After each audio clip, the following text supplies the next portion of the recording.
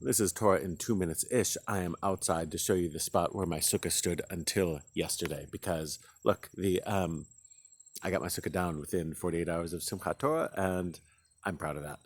So, look, this week, that means we get to read from Parshat Beresheet at the very beginning of the Torah. There are a lot of great stories here. They're not meant to be taken literally. You're not supposed to believe that the world was created 6,000 years ago with a man and a woman and a snake who spoke Hebrew in a garden with a magic tree.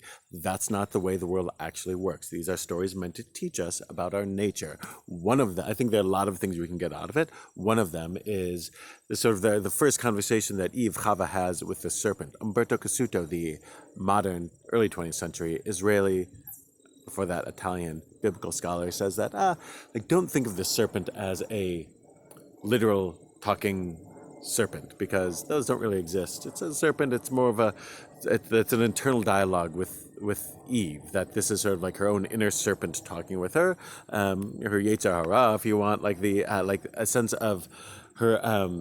This is an internal conversation she's having with her inner demons, which sometimes we have when we're faced with a choice.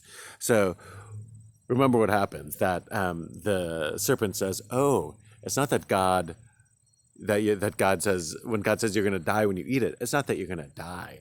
God just is trying to keep the good stuff from you. If you eat of this fruit, then you're going to become like God, and God wants to prevent that from happening. And Eve buys that argument.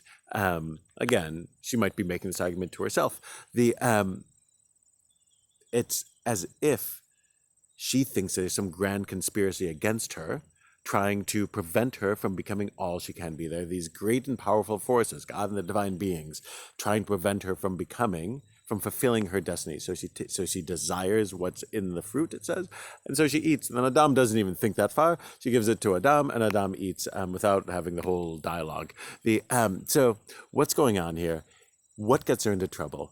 In this read, it's her assumption that everyone else has negative plans for her. It's her conspiracy thinking that gets her into trouble.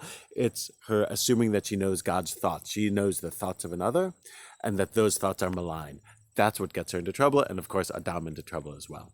In that instance, part of what we get out of the story of Adam and Eve is to be suspect of thinking that we know others' intentions for us, to be suspect of assuming that everyone's intentions are always bad, and to be suspect of our desires.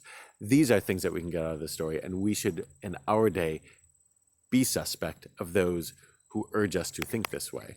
Shabbat Shalom.